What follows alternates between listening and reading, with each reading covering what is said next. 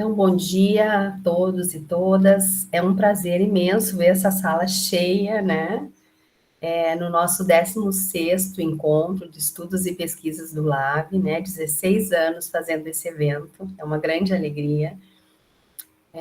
Eu comentava com a Anne agora há pouco, para nós, né, do grupo de orientação, é um momento de parada, né? Um momento em que a gente, então, tira alguns dias, às vezes é uma semana inteira, quando são mais orientandos, às vezes são 3 dias, como dessa vez, né, de terça a quinta, mas é um momento em que nós usamos para estudar, né, usamos para fazer, é um momento de estar juntos e ouvir, né, outras vozes também. Então, é muito bom quando chega, né, essa semana do evento do LAB. E, particularmente para mim, hoje é um dia muito feliz por estar com a Anne, né? Que a gente faz tempo que tenta estar junto e nunca dá, e sempre tem uma coisa ou outra, né? E agora, dessa vez, fiquei muito feliz, né? Que a Anne pôde estar conosco nessa manhã, abrindo o nosso evento, né? Que é uma honra. Então, eu vou apresentar brevemente a Anne, assim, para quem não a conhece. Nem precisaria de apresentação, né? Para o nosso grupo, a Anne é uma pessoa bastante conhecida, a gente tem trabalhado com os textos dela, mas a Anne é doutora em educação e professora associada da UERJ, né? Da Universidade do Estado do Rio de Janeiro. Também é uma pesquisadora pró-cientista da mesma instituição, é psicóloga de formação, né? Formada pela Universidade Nacional de Córdoba, na Argentina, e é lotada no Departamento de Educação da UERJ, né? Faculdade de Formação de Professores. Então, a Anne participa de projetos de ensino, de pesquisa, de extensão, né, na licenciatura em Pedagogia, e atua como professora efetiva, né, do programa de pós-graduação em Educação, na linha de políticas, direitos e desigualdades, processos formativos, desigualdade social, né, sociais, e ela coordenou, então, de 2016 até 2020, essa linha, me parece, né, Anne? Se eu não estou enganada. Foi a coordenação do Programa. programa. Ah, do programa, ok.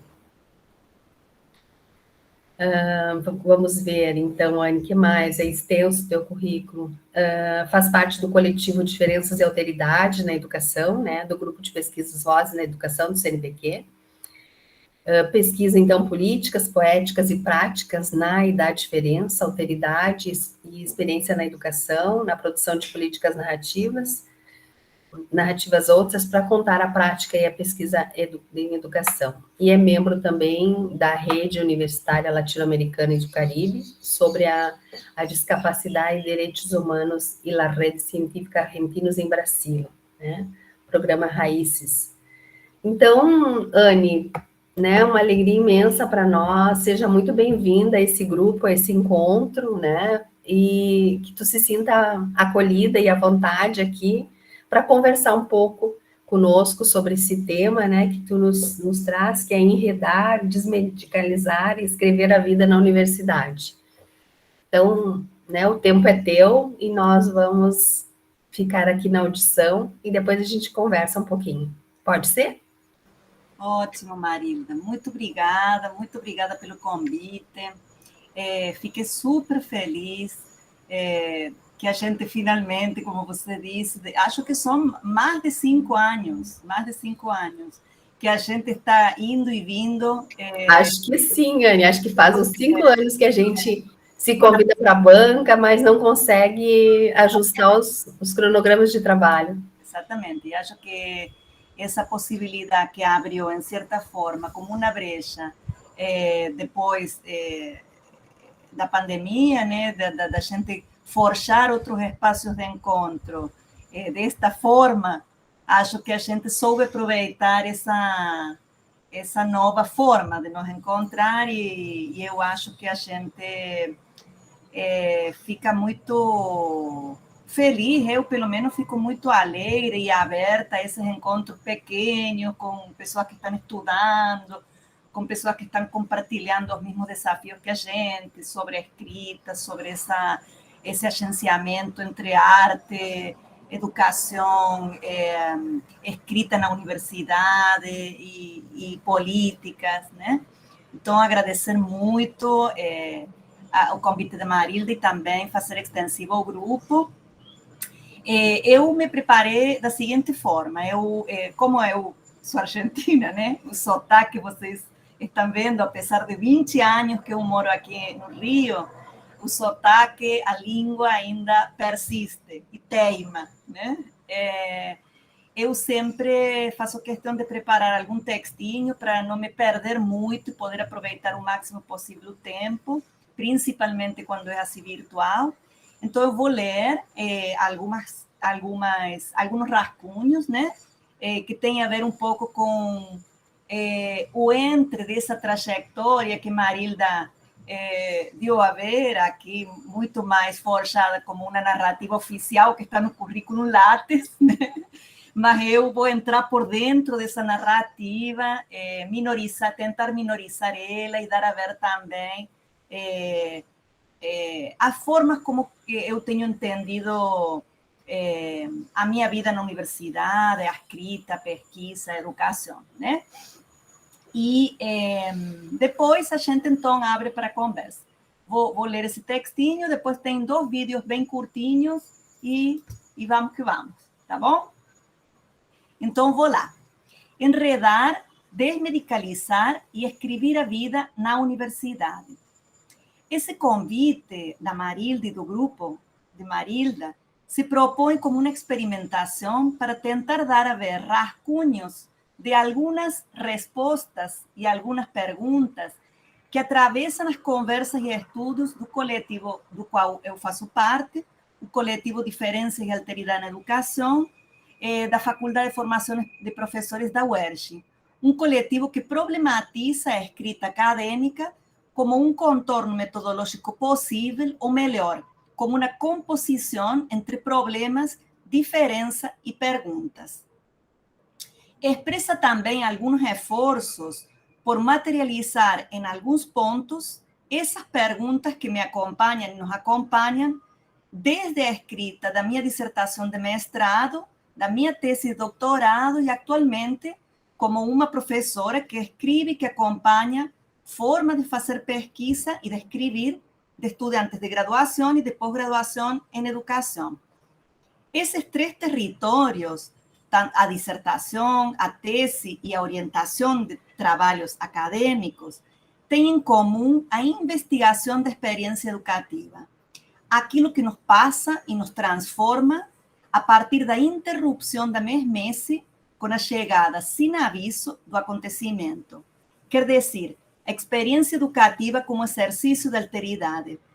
Tendo, então, a possibilidade da alteridade como produção investigativa, a pergunta que se instala como interrogante é como narrar metodologicamente esse acontecimento. Trata-se de expor, então, as travessias e as implicações que o encontro e a emergência com o tema, questão, problema, provocam em nós e o que nós fazemos com isso. O exercício da escrita como produção de si e como um contorno metodológico ou como um modo de fazer, como estou gostando mais de chamar, como um modo de fazer outro nas pesquisas em educação.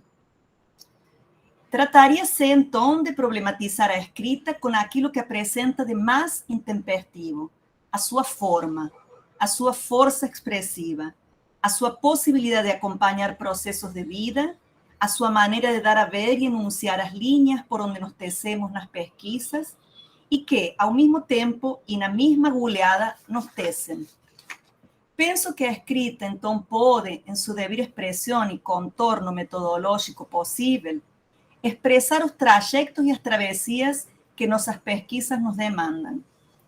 Mas qual é esse modo de fazer ao qual me estou referindo? Um contorno é um traço linear, um esforço de fronteira sem alfândega, uma linha que pode ser habitada por multidões.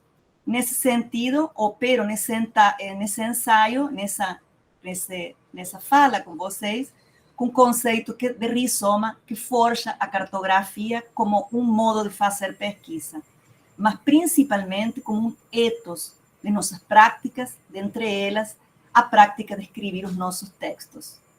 Considerar a composição rizomática de uma pesquisa supõe apostar na angústia de não produzir um resultado a priori, mas em manter a pergunta e o processual durante toda a pesquisa.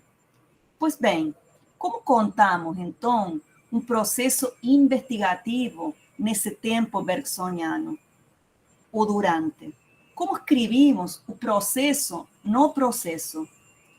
Penso que talvez inventando outras formas de registrar que emerjam como umas outras políticas da narratividade, como bem nos dizem Eduardo Passos e Regina Barros, outras formas de narratividades, porque é sempre de narrativas que tratamos.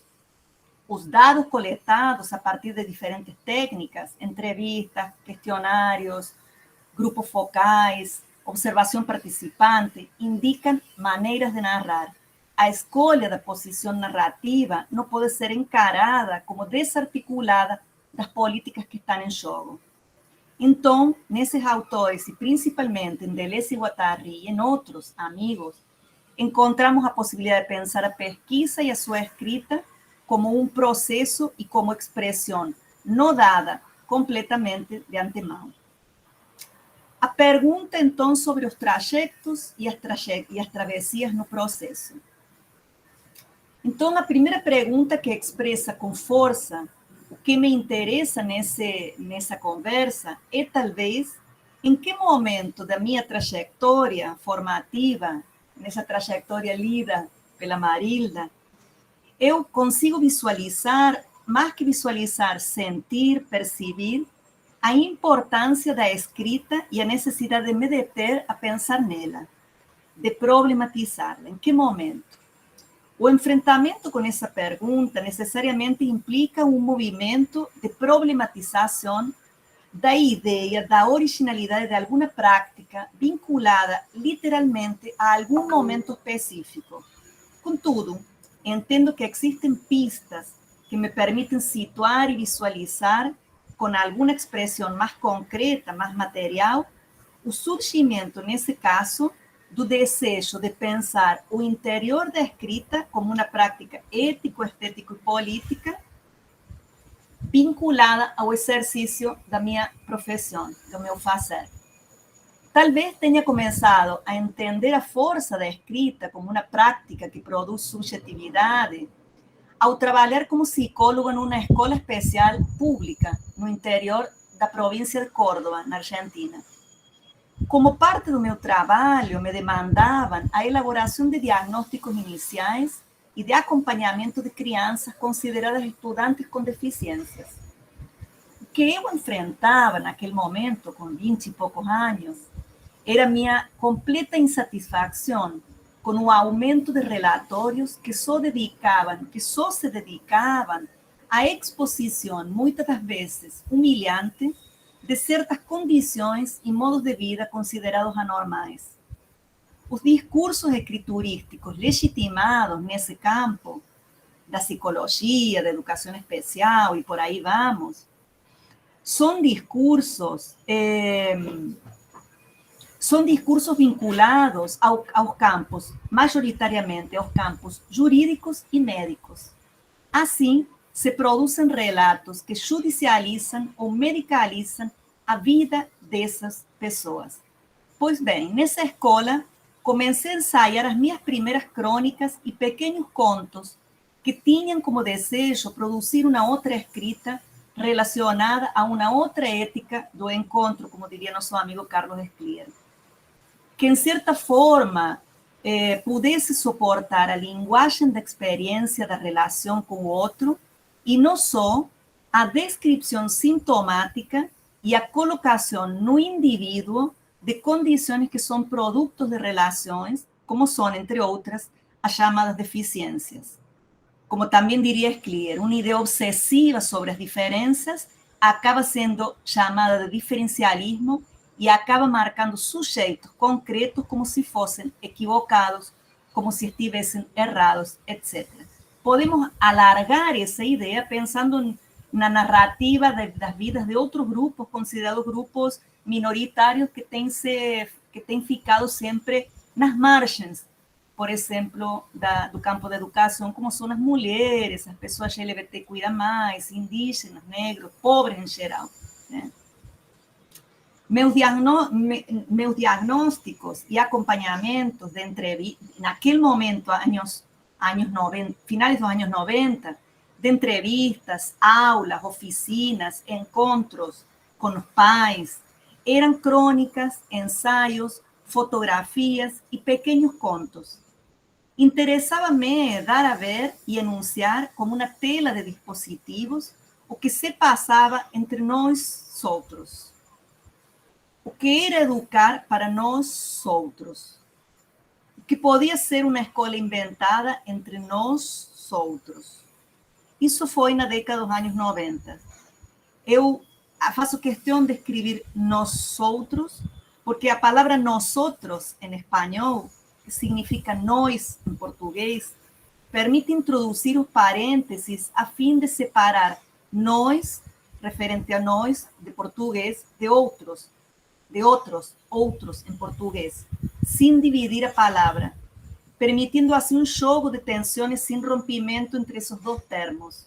Entretanto, como esse jogo, meu jogo, não pode ser traduzido em português, então respeito essa ideia de falar nós, outros, em português, é uma palavra que não existe, mas faço questão de usá-la ao estilo espanhol, porque a ideia do nós em espanhol, ela inclui o outro. Para poder dizer o nós, necessariamente tem que nomear o outro. Então, vejamos, eu queria agora ler para vocês, anos 90, se estamos numa escola do interior da Argentina, com crianças pobres, diagnosticadas com deficiências, eu era jovem psicóloga com um grupo de outras companheiras, colegas, amigas, que ainda estou com elas em um convênio, tentando narrar essas vidas de outras formas. Então, vejamos um dos meus relatos escritos no caderno diário de registro da escola. O menino tem 14 anos e é magrinho, negro, brincalhão, inteligente, guerreiro com estilingue no pescoço. Olhos de suave marrom, pés novos apesar do cansaço. O menino era um animalzinho, diagnóstico informal que a docente da escola primária regular a qual o menino assistia e de onde foi encaminhado para a escola especial onde eu trabalho, no primeiro dia que tivemos para falar sobre esse encaminamento, ela me olhou e me falou sobre esse menino jogando bola. Me olhou e me falou: vocês agora têm esse animalzinho. Animalzinho para o sistema normalizador que desaba as capacidades e se faz necessário crescendo injustiças. Me encontrei com um menino faz 4 anos na escola especial, onde cresço, por fortuna, diariamente e cotidianamente. Tenho aprendido dele e de seus colegas como se faz para resgatar a dignidade quando está pisoteada, ultrajada, desacreditada, e como se pode tentar conviver nesse espaço com nossas diferenças e ainda compreendendo a nossa incompreensão para os outros. O menino tem uma luz, como tem surpreendido palavras, histórias, leituras, anedotas e grande sabedoria. Às vezes não conhece outro idioma que não seja a mera agressividade, tornada para um mundo externo que não representa outra coisa que ele mesmo. Às vezes me aperta e me solta, e sei que me diz muito mais do que me diz. O menino é, para mim, o paradigma exato desse tempo em que florescem pedras. Não há nada mais emocionante que ver o ressurgimento de alguém que tem vivido sua vida curtinha, quase amassado. Uma vez ele me disse: a senhora não sabe. E não se enganava. Eu não sei muitas coisas sobre ele. Volto aqui à noção de compreensão e me detenho a refletir sobre a forma em que nós, profissionais, podemos ser avaliados continuamente na nossa prática. Não compreendo somente porque tenho disposição à escuta analítica. Compreendo se posso reconhecer no outro e em mim mesma como seres diferentes, plena diferença, e inclusive como seres frágeis, incapazes, em algumas situações, de compreender-se mutuamente. Lembro-me que o contexto da conversação era uma situação de maltrato familiar, violência familiar, em que se encontravam ele e outras crianças, e a partir da minha soberba, naquele momento acadêmico e profissional, tentava convencê-los de que a gente tinha que compreender algumas situações, ainda que não as justificássemos. O menino interroga com o olhar e desdiz com a boca. Torna-se muito necessário para manter a convicção de que esse trabalho continua sendo digno nessas comarcas do sul, onde nos corrompem os rostos e as lealdades todos os dias. Tem uma casa pintada de azul claro em uma favela, onde mora com sua mãe, o seu pai e seus muitos irmãos, e seus mais de 12 cachorros. Sua preferida é a Laika, uma cadela com a cara do meu cachorro, que pariu praticamente no pátio de nossas salas de aula, porque eu acompanhava ao menino a sol e a sombra arrastando as tetas na terra. Na sua casa falta bastante coisa, porém sobra o dar-se. Quando empresto a imagem da casa do menino e de sua família, nuclear e extensa, aparece como metáfora uma rede de conhecimentos, afeitos, coisas, que se tece cotidianamente e a partir da qual os seres humanos aprendem a olhar o mundo e a nos relacionarmos. É nessa rede que contém a escola também, onde, no meu entendimento, as populações em situação de risco social têm conseguido desenvolver formas de dar jeito nas suas vidas. No meio às condições, muitas das vezes, impensáveis de serem sobrevividas dignamente, e são nessas aprendizagens e nesses movimentos que podemos, na escola, pegar carona, os profissionais, a partir dos nossos saberes e fazeres cotidianos. O menino faz 1 ano e 2 meses me presenteou a Raya, meu primeiro cachorro, e brilhou nas vezes que o viu correndo branco e preto, como estrelinha sobre mim, e me escutou falar desse cachorro como de um amor se fala. Raya morreu ontem, como morreram antes dele todos os seus irmãozinhos, atropelados por um carro. O menino o diz com naturalidade. Alguns de vocês me consolam dizendo que realmente existe um paraíso para cachorros. O escritor Paul Auster me revelou que esse céu se chama Tombuctú e que com certeza tem uma função exata que acabou de cumprir, ou eu choro uma loucura e tragédia que tenho pegada nos olhos e me evoca perdas passadas e futuras. Hoje cheguei à escola antes da hora. Ia no meu carro. Quando senti a sua voz, a voz do menino no refeitório, chamei-o à minha sala. O menino veio, como sempre, simples, passo cansado, e lhe disse: morreu o cachorro, o menino. E não pude conter o choro. Então ele, magrinho, desajeitado, contendo no seu corpo infindáveis emoções que não lhe eram permitidas de expressar, ficou sem palavras e me abraçou um tempinho pequeno, que foram horas. Um abraço a punho fechado. Ele, consolando-me a mim, me olhou e me disse: não se preocupe, professora, eu vou dar-lhe a minha Raya. Não, menino, esse é teu cachorro, o filho da Rosita, a cadela que morreu quando deu à luz a seus cachorros, e então a Laika, que tinha parido 15 dias antes, solidária como os que não têm quase nada, o amamantou como com seus 5 filhotes próprios. Não, professora, eu quero dar o cachorro a você. Eu vou dar-lhe minha Raya. E ele vai ser feliz como outro com a senhora. Está falado, encerrou. Fomos na casa azul clara, onde a tarde primaveral o esperava cheia de brincadeira de adultos, cheiros de comidas para muitos, cachorros latindo, crianças correndo, e me presenteou ele. Ele é marronzinho, clarinho, preguiçoso, de rabinho curto, dorme depois que lhe tirei 67 carrapatos, 2 quilos de polenta coladas nas costas, pulgas dançando samba no seu corpicho. Ele está semidesnutrido, ele não é raia em absoluto, porém é diferença. Por isso será meu amigo.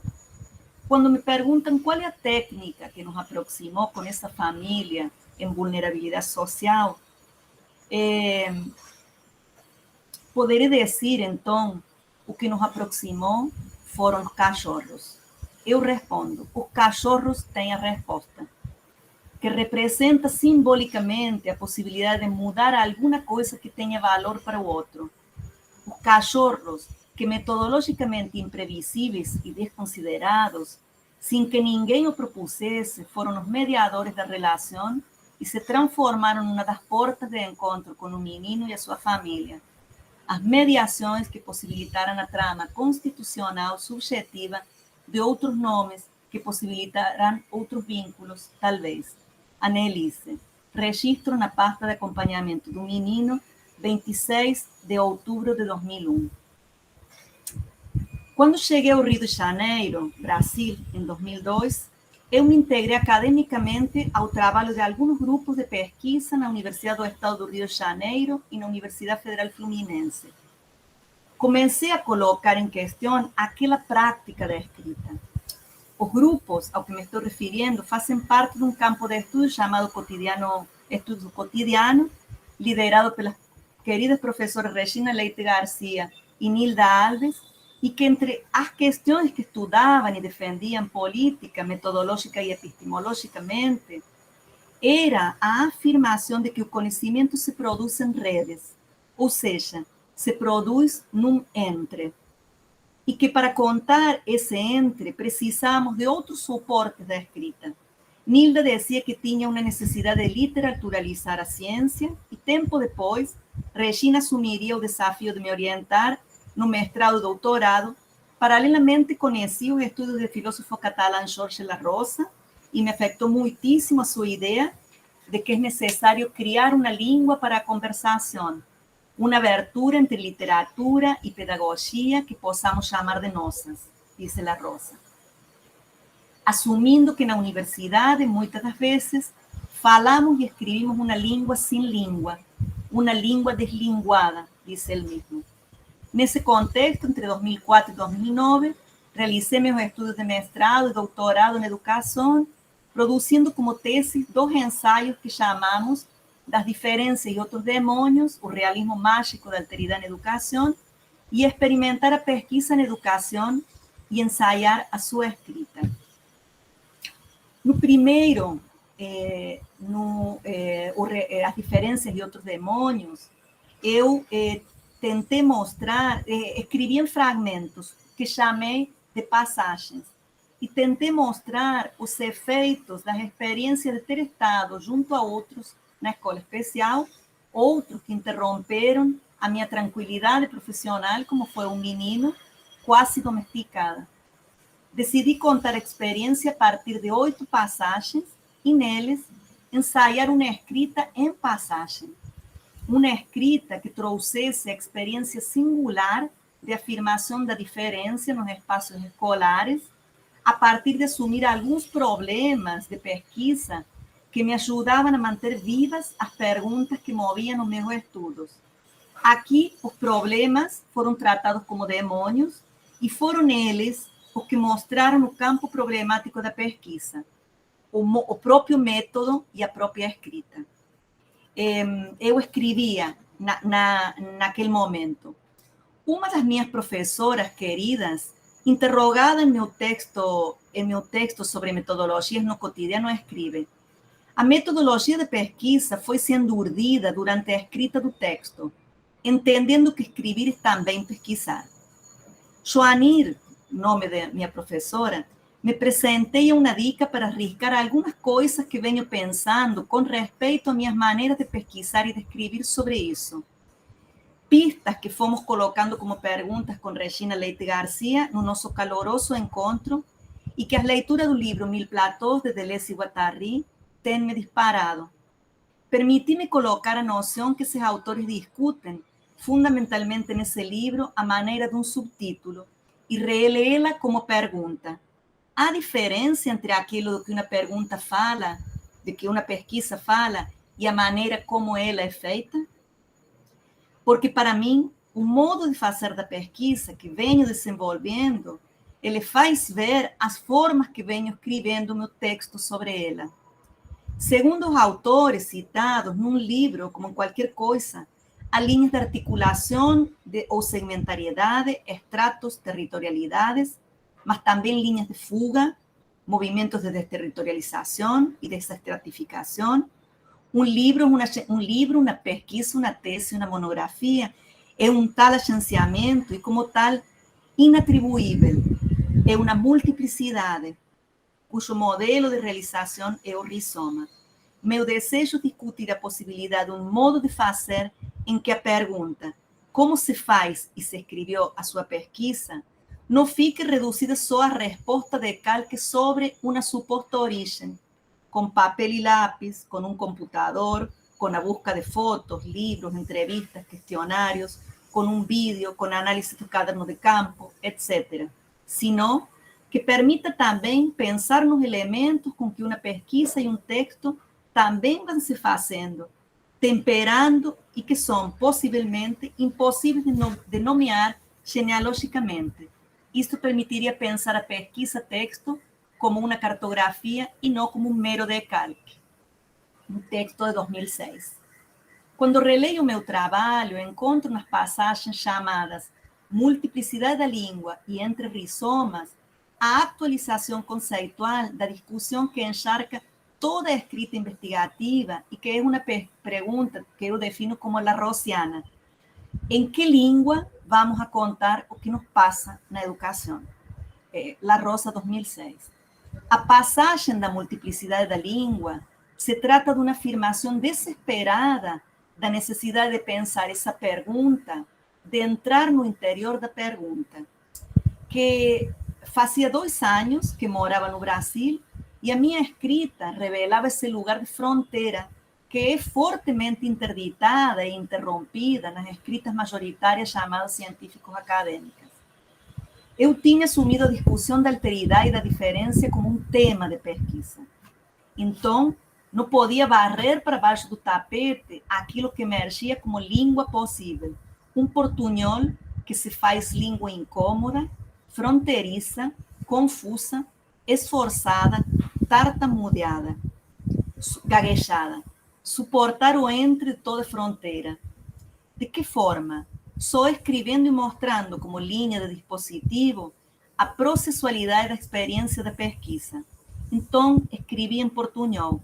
Digamos que seria uma aposta para a afirmação de um esforço, não estou dizendo que tenha feito, mas de um esforço para tentar pensar uma escrita menor, deslocando o conceito Deleuze-Guattariano de literatura menor. Vocês devem saber, talvez, que Deleuze-Guattari, em sua discussão sobre as narrativas de Kafka, que era um escritor de origem judaica que viveu na Tchecoslováquia, e escreveu toda a sua criação na língua alemã, que falam os judeus de Praga, propõe lê-la como literatura menor. Uma literatura menor não é a de uma língua menor, mas antes do que uma minoria faz, mas antes a que uma minoria faz na língua maior. A minoria não é definida nessa obra pelo número inferior, mas pelo afastamento, pela distância em relação a um aspecto da cultura dominante. Para Deleuze-Guattari, o menor não adjetiva nem qualifica certas literaturas, mas as condições revolucionárias de qualquer literatura no seio daquela que se chama grande ou estabelecida. Por isso, a questão mais forte em Kafka é que ele escolhe fazer da sua própria língua um uso menor, supondo que ela é única, que ela seja uma língua maior o que eu tenha sido. Estar na sua própria língua como um estrangeiro. Uma escrita que se produz dentro da própria escrita e que a problematiza. Não a tematiza através da explicação, a problematiza, ampliando os sentidos da palavra que operam como conceitos. Ou seja, nos perguntamos pela língua na qual narramos pesquisa educativa e assumimos, como nos diz La Rosa, distintas maneiras de dizer nos colocam em distintas relações com o mundo, com nós mesmos e com os outros. Esse modo de nos relacionarnos com o mundo na universidade, por exemplo, foi o que problematizei entre 2007 e 2009, durante os meus estudos de doutorado, radicalizando a produção de uma escrita em fragmentos que assumiu o ensaio como contorno metodológico possível. E aí fui estudar também, junto a La Rosa, Foucault, Adorno. Ingressei no doutorado querendo estudar o riso na escola como expressão desmoralizadora do oficial, a partir de uma crônica sobre os festejos do Dia do Professor na escola especial. No processo de pesquisa, fui experimentando a rugosidade e a impossibilidade de escrever sobre certos gestos, entre eles os gestos risíveis, porque eles perdiam a dimensão da desmoralização no momento em que eram capturados pela lógica escriturística majoritária, a explicação e a descrição, como diria o próprio Rancière. Passei, então, a tratar o gesto risível na sua condição de minoridade e desloquei novamente o conceito de literatura menor para pensar os saberes menores na escola, saberes do risíveis, do grotesco, do mórbido, do sensual, do onírico, do delirante. Apostar ao mínimo foi uma opção pelo abandono das grandes narrações de fatos heróicos, os grandes projetos político-pedagógicos, as inovadoras reformas educacionais, as premiadas práticas de superpoderosos professores. Essas são narrações possíveis, claro, e muitas das vezes necessárias. Porém, foram produzidas a maior parte das vezes para humilhar e invisibilizar práticas que se produzem em uma língua que acolhe o gaguejar da língua dos sujeitos que estamos cotidianamente produzindo escolas possíveis. Nós outros, gentes que habitam os territórios escolares e com suas nossas práticas, inscrevimos nos nossos corpos a experiência de repetição, mas também a possibilidade da fuga dos modelos dados a priori. Assim, paramos para pensar sobre como a escrita tem a ver com fazer eco e repetir a pergunta de la Rosa. Em que língua vamos a contar o que nos passa em educação?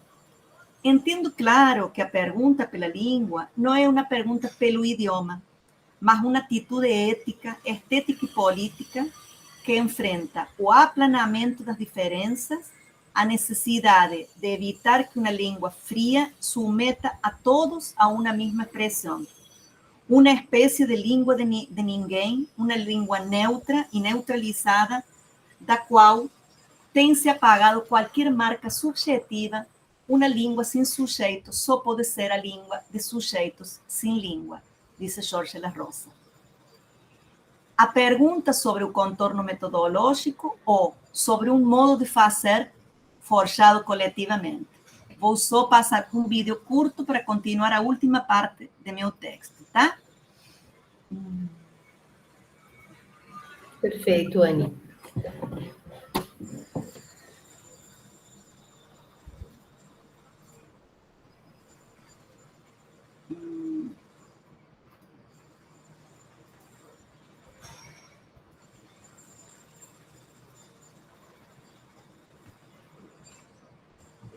Criada em 2011, na Faculdade de Formação de Professores da Universidade do Estado do Rio de Janeiro, FFP-UERJ, em São Gonçalo, o coletivo Diferenças e Autoridades na Educação atualmente reúne professores da escola básica, professoras e estudantes da FFP-UERJ, gestoras das redes públicas de ensino e famílias, principalmente mães, de estudantes ditos pessoas com deficiência. Esta é uma pesquisa escrita, vivida, sinalizada, falada, dançada. Lembra disso? Foi na escola? Não? Foi aonde? Foi aqui em Niterói? Não? Não?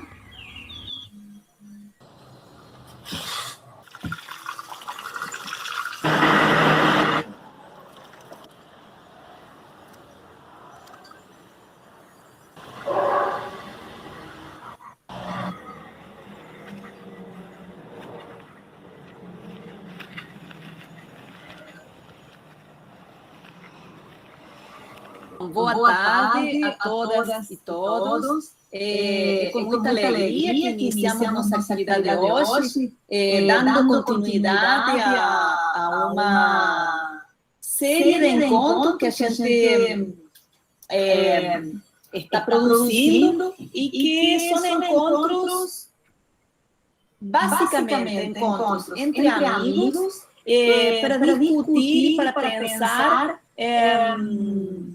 modo de fazer pesquisa na universidade. Boa noite a todos e todas e todes. Meu nome é Débora, eu sou uma mulher negra, de cabelos crespos, que estão hoje trançados até a metade da cabeça. Sou bolsista PIBIC CNPq, orientada pela professora Nelise Ribeiro. Essas coisas que vão interromper o nosso tempo, né? O tempo cronológico todo organizadinho. E o caminhante. E é sempre um risco, né, de aprender conversando com crianças de estudante de função em pandemia. Tinha gente com a mão levantada. Ando pensando muito a partir das falas da Anne, e me tocou bastante na sua fala também, professor, que não são, isso é muito forte para mim, né, pensar a partir disso que eu vou falar agora, que não são saberes modos de pensar que vão ser revolucionários. Quando a gente vai pesquisar, a gente pensa que a gente quer fazer mudar o mundo com a pesquisa. E a minha entrada no coletivo me fez pensar muito sobre isso, que são as pequenas fissuras, as pequenas brechas que essa pesquisa pode causar no outro, que pode causar em mim também, porque eu estou diretamente implicada nesse fazer outro de pesquisar, nesse fazer outro de compor essa pesquisa.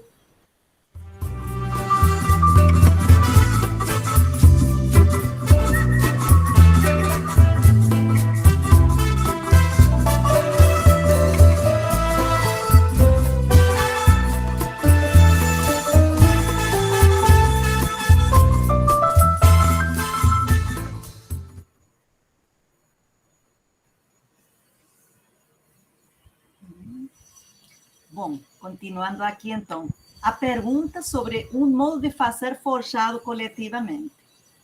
A segunda pergunta que forjo para dar corpo, então, finalizando já na última parte dessa fala, tem a ver com agenciamentos e encontros. Quando e com quem, interrogantes, nasceu o coletivo do qual faço parte? Como disse e como mostramos agora nesse vídeo, eu venho da escola especial.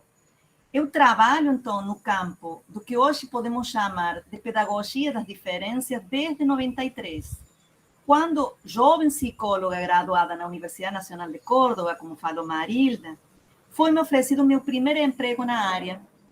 Então, o espaço desse emprego, vamos dizer assim, era uma escola especial. Tinha 22 anos. Quando entrei na escola, no primeiro dia de aula, fui recebida por um aluno surdo.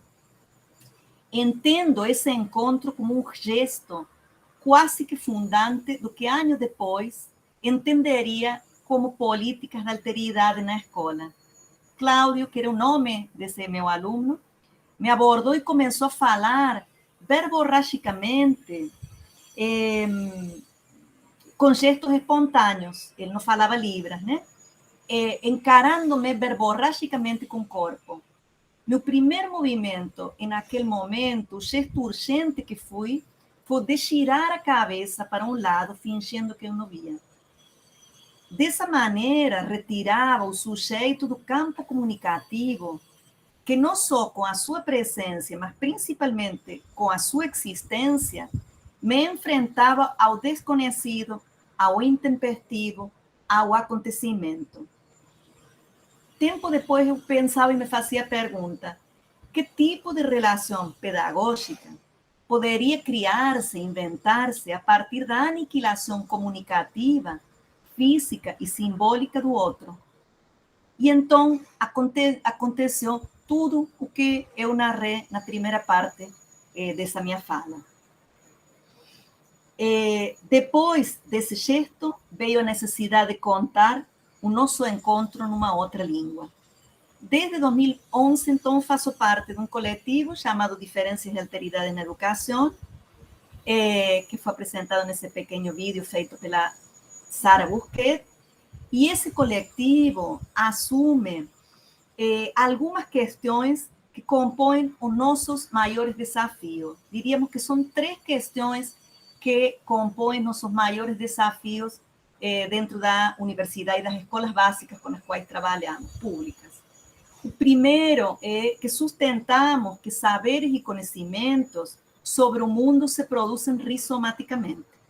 Vivimos em redes que conectam e agenciam saberes múltiplos e nos contrapomos. Então, isso faz com que nos contraponhamos à defesa de que a universidade deve apenas contentar-se com a produção do conhecimento científico aparentemente produzido fora dessas redes. Não há fora e nem dentro dessas redes, há apenas redes. Assim apostamos, então, na produção de saberes produzidos entre professoras, estudantes da escola, estudantes da universidade, mais gestoras de política pública, artistas, etc. Claro que isso demanda uma negociação contínua dos sentidos aí produzidos, porque mobiliza fluxo de poderes e saberes. A segunda pista nessa rede é que problematizamos a produção da normalidade como política presente ainda muito fortemente no campo da pedagogia e de outros campos, que ainda contribui para a exclusão e muitas das vezes massacre, física ou simbolicamente, das pessoas que se afastam da produção dessa norma criada como vector de padronização. Nesse sentido, nosso coletivo se interessa muito mais em problematizar a norma do que em urgar a vida das pessoas ditas como pessoas anormais. Isso não nos interessa, isso é o que a educação especial tem feito durante muitos anos, continua fazendo, se ocupando desses sujeitos ditos anormais e não se ocupando da norma que produz esse nome, né? E a terceira pista, como efeito disso, e coerente com essa problematização da norma no corpo, colocamos também em questão as formas como a pedagogia e a educação em geral vem narrando o outro, a partir de um discurso medicalizado, os rótulos, qualquer rótulo que seja, ou marcadamente judicializado, o discurso do direito como discurso apenas jurídico, para afirmarmos a partir do coletivo a invenção de uma narrativa que revele esse encontro ético com o outro.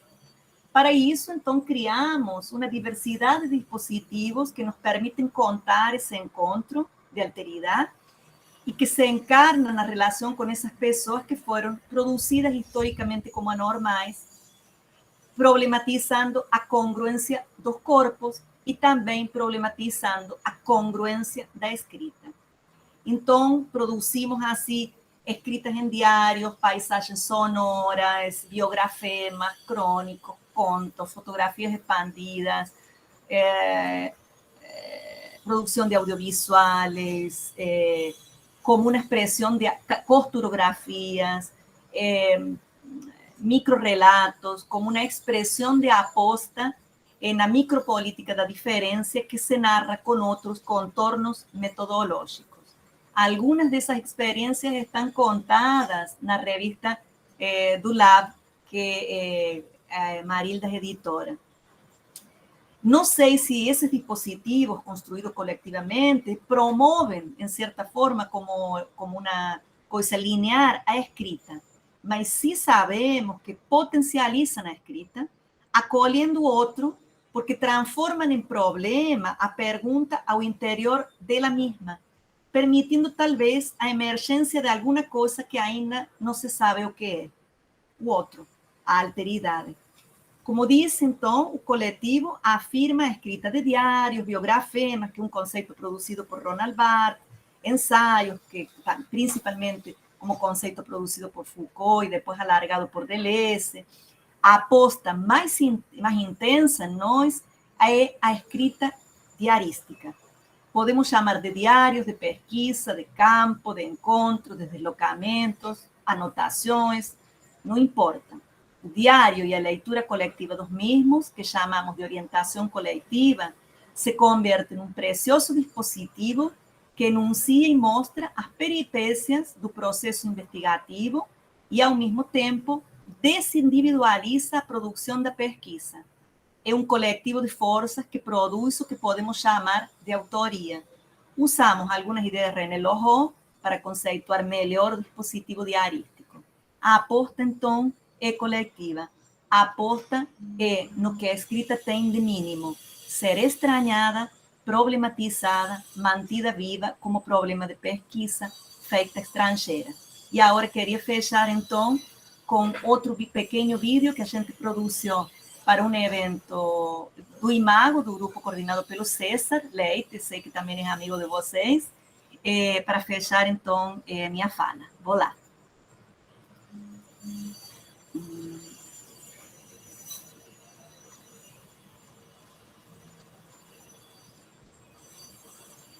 Segundo encontro, 10 anos de Imago. Esquizo, escrita, educação. 1º de outubro de 2020, às 18 horas, com os grupos convidados, EMED e Coletivo Diferença Autoridades da Educação. No YouTube e no Google Meet.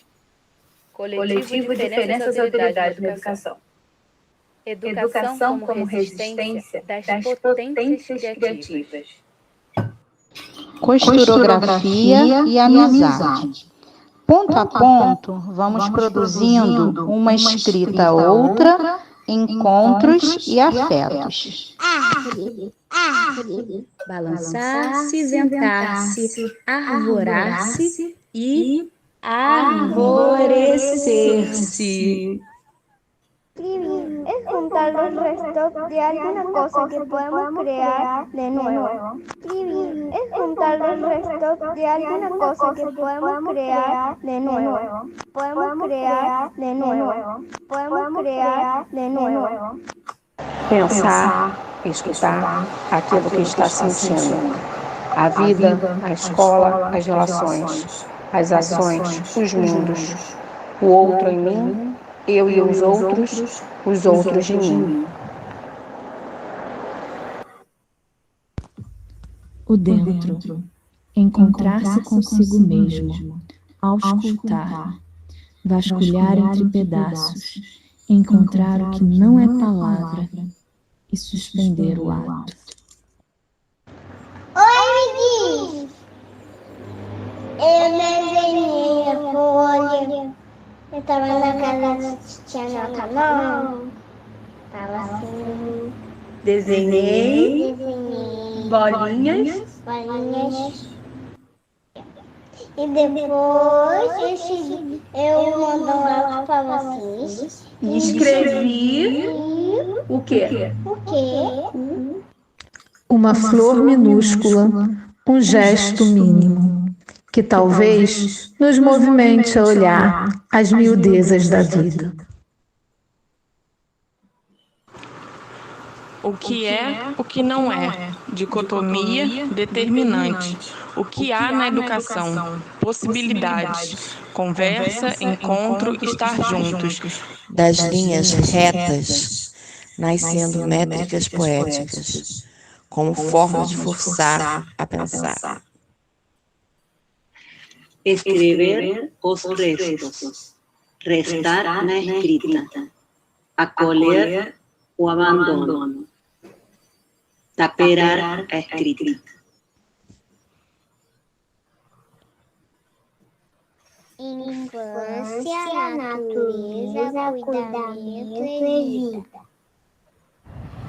E encontrar, e conversar, e estar, e cuidar, e cuidar, e cuidar, e pesquisar, viver, caminhar, apostando na política do encontro para resistir e reinventar o mundo.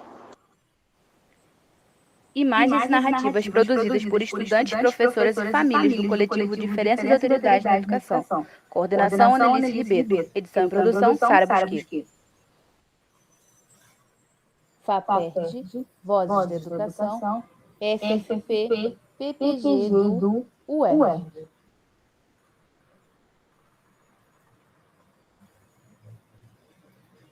Muito obrigada pela escuta. Muito obrigada, Tiane, por esse momento, né, conosco. E eu vou agora, então, anotar aqui as inscrições, né, para a gente poder... o pessoal vai levantando a mão, eu anoto aqui para a gente se organizar melhor. Eu queria te dizer que eu gostei muito, assim, né, dessa pergunta, né, em que língua vamos contar o que nos passa, né? Em uma pesquisa, por exemplo, fiquei pensando. Queria saber como é que é no PPGedu, porque eu percebo que construir uma pesquisa, tecer uma pesquisa, costurar uma pesquisa com as filosofias da diferença, num programa de pós-graduação em educação, ainda, né, apesar do tempo que elas estão aí, ainda é um processo difícil, ainda produz muita cacofonia, muito ruído, né? Muitas incompreensões, porque existe muito essa preocupação com a norma, né? Com a norma, com a academia. E queria saber como é que é, Anne, aí no PPGedu, como é que vocês lidam, né, com esses atravessamentos.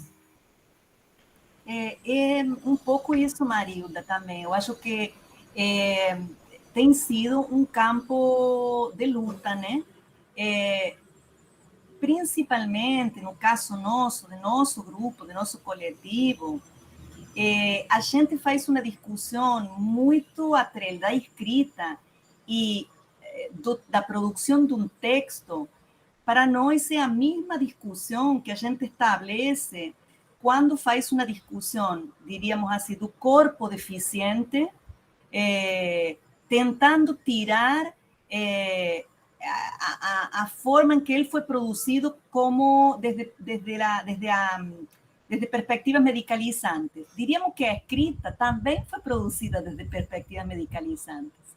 A escrita na universidade. Ora, você cria uma norma padrão de um corpo, que pode ser um corpo de carne e osso, ou um corpo de páginas escrito com tintas, e uma vez produzida a norma, tudo aquilo que não encaixa naquele padrão, ele vai para fora, e ele é habitualmente humilhado, judicializado, enfim, né, medicalizado. Nosso movimento tem sido colocar o olho naquilo que produz o anormal.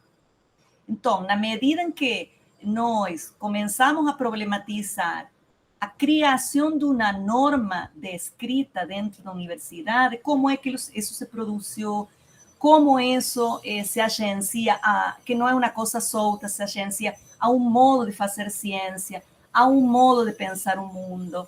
Essa discussão tem sido feita fortemente por nós dentro do programa, e eu diria que, embora nosso programa tem, digamos assim, várias linhas nesse sentido. Temos linhas com um modo de fazer pesquisa e escrever na academia bastante próximo do que, diríamos, as linhas mais tradicionais. Outros grupos que trabalham com narrativas, por exemplo, narrativas autobiográficas, desde uma perspectiva diferente do que são as filosofias da diferença, mas já abertos a pensar na narrativa de vida como alguma coisa interessante para ser pensada na pesquisa, e algumas outras, basicamente, nosso grupo e o grupo da professora Rosimeri Dias, que coordena o grupo OFIP, tem pensado e tem batalhado bastante a possibilidade de uma escrita outra. E vou te falar, não é fácil, é isso, um campo de luta, um campo também de luta com a própria biblioteca, para que nossos trabalhos sejam respeitados na forma em que eles são escritos, porque há normas na biblioteca, só que o que a gente descobriu é que algumas normas são orientações, apenas orientações.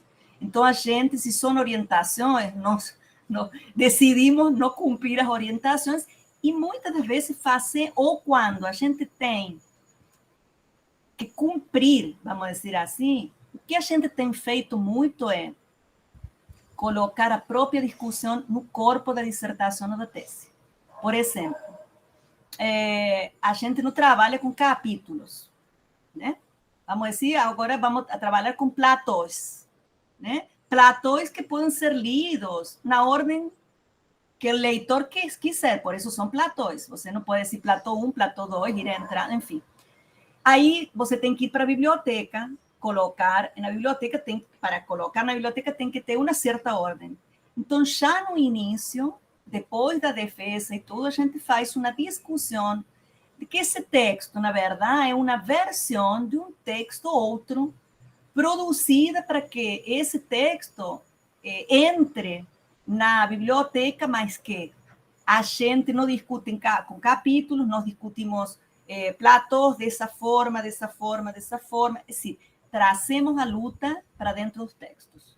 Essa foi também uma forma de visibilizar a luta que a gente tem nesse campo, né? Por outro lado, também tem nos surpreendido algumas, por exemplo, ano passado, no nosso programa fez tipo um concurso, não era bem um concurso, mas sim, cumprimos 10 anos, então, das dissertações nos últimos 10 anos. E, para nossa surpresa, a quem levou o prêmio, vamos dizer assim, que vai ser agora publicado, foi uma Dayana Silva, que é de nosso coletivo, que produziu cartas dentro do trabalho de dissertação dela. Então, assim, tem essa luta, tem as brechas a ser produzidas, sabemos que é uma briga que a gente precisa fazer e ir produzindo linhas de entrada. Você sabe, Marilda, que também essa sempre é a pergunta, já falei muito na Argentina, principalmente, que a organização também da academia na Argentina é muito tradicional, muito tradicional. Então, para eles, essa discussão que a gente faz, esse trabalho que você faz, é muito novo, muito, assim, assustador, diria eu. Então, a primeira coisa é como você faz essa discussão dentro dos programas, dentro das revistas, né? Porque a gente vive num dispositivo que opera também com essas linhas de forma majoritária, né? Com essas linhas. Mas nós estamos aí e eu acho que tem que aproveitar qualquer espaço mínimo, nem que seja a transformação de um texto num texto outro para ir para a biblioteca, para colocar nossa luta aí, né? Até escrevi ali no chat, abrindo de trincheiras, né? Porque é bem isso, assim, é um movimento que tem que se continuar fazendo, né? Nós viemos desde 2011, né? Fazendo esse movimento, mas é difícil, é muito parecido, né? Bem na mesma época que eu comecei assim com o grupo aqui, né? E que outros grupos também começaram a pensar nisso, né, timidamente, o próprio César, né? O César Leite é um parceiro grande nosso. Uhum. A Sandra, em Porto Alegre, no PPGedu, né, também. Isso aí. Eu me lembro que eu tinha organizado um livrinho, acho que foi em 2014, um livrinho que foi da FAPERJ, que se chama Políticas Poéticas e Práticas Pedagógicas com minúscula. E aí, me encontrei com algumas pessoas que começavam, não, que se animavam a entrar por essas lutas. E eu acho que, assim, nossa presença, Marilda, também em espaços, por exemplo, espaços de financiamentos de livros, editais, que a gente tem ganado, que a gente, assim, também operando por outras linhas, a gente não fuge, né? Está dentro, né? E dentro produz, eu acho que dentro dessa língua maior, que é a universidade, a gente faz isso. Cava trincheiras, algumas vezes as trincheiras são por demais solitárias, né? E às vezes não comportam a luta, e outras vezes é bom que a gente se encontra com outros, produz bando, produz conversa, dá para a gente... Eu não quero falar de argumentos, mas são argumentos, né? Argumentos que fortalecem nossas lutas, que fortalecem nossos trabalhos, nossos coletivos. Acho que é um pouco isso, mas todo o tempo estar afirmando que nos interessa também habitar essa fronteira entre arte, educação, literatura, e que isso não é um problema, ao contrário, é aí onde a gente faz transformar a fronteira muito mais entre disciplinas, muito mais do que algo que separa disciplinas, em algum espaço que pode juntar, que pode misturar a arte, a educação, quebrar essas disciplinas criadas, né, para que a gente se mantenha disciplinado, inclusive na escrita, né? Verdade, Anne, verdade, bem isso. Vou abrir para o pessoal, então, que quiser perguntar, que quiser conversar um pouquinho com a Anne, né? Eu vou anotando aqui quem gostaria de dar continuidade.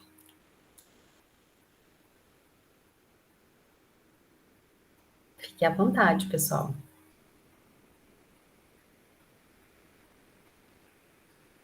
Não tem perguntas? Isabel. Bom dia, professora. Bom dia, tudo bem? Eu sou do PPGE, da linha de pesquisa 1.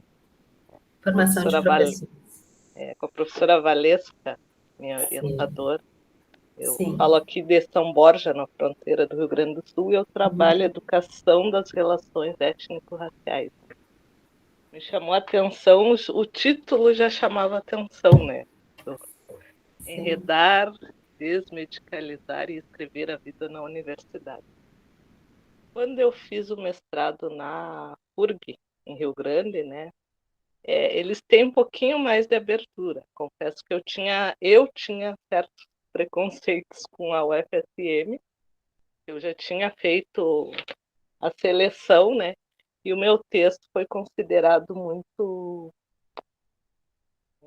coloquial, porque eu utilizo muito escritoras negras, que no Brasil tem uma escrita diferente do que a norma acadêmica pede, mesmo justificando com Lélia Gonzalez. E vocês da arte, né? Acho que também é uma problemática, né? Quebrar esse muro acadêmico. E não é que não sejamos acadêmicos, mas aquele velho padrão de 100 anos que não quer se mover nem um pouquinho, né? E é bem interessante, eu anotei várias questões. Depois vou procurar mais artigos da professora Annelise, né? Agradecer pela divulgação também, porque isso é outro ponto, né? Às vezes a gente fica cada um na sua linha, conhece pouco o trabalho dos outros, né?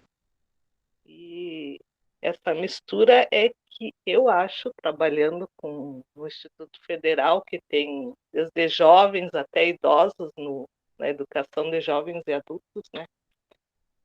E esse movimento de conversar entre linhas, entre saberes, é que vai realmente mudar lá na base da escola. Só um comentário. Obrigada. É verdade, Isabel. A professora Anne falou um pouco das linhas, né?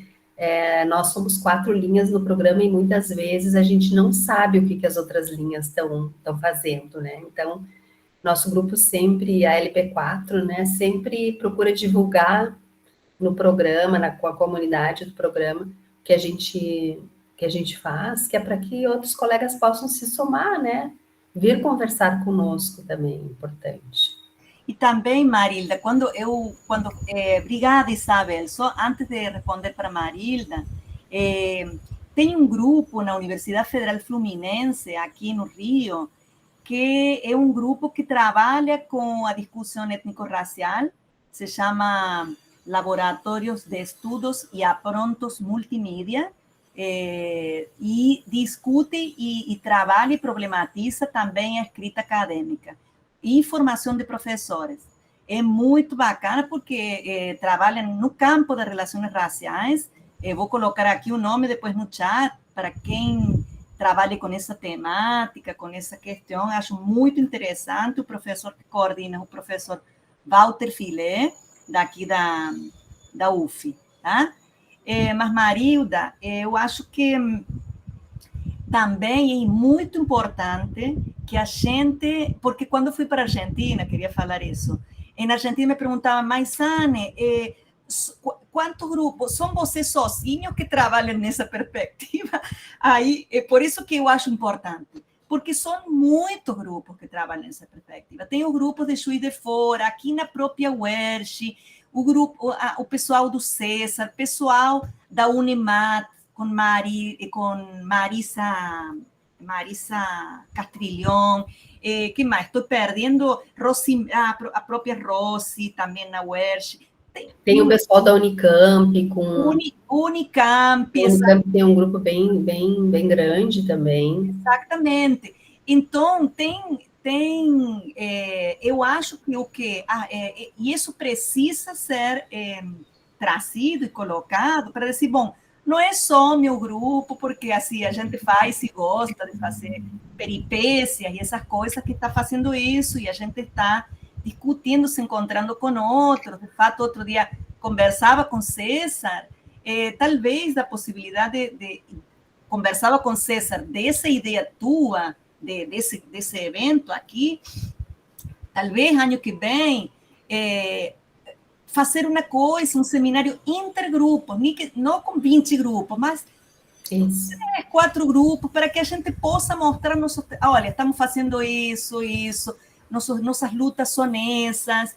Eu acho que é muito importante para nós, mas principalmente para nossos estudantes e também professores da escola, no caso meu, todas são professoras da escola pública e estão tentando também escrever e fazer da escrita um modo de fazer escola de outro jeito, né? Então, acho que pode ser bem interessante. É uma ideia ótima, Anne, da gente ver que a gente não está sozinha, né? Eu acho que isso é muito importante. Juliana, por favor.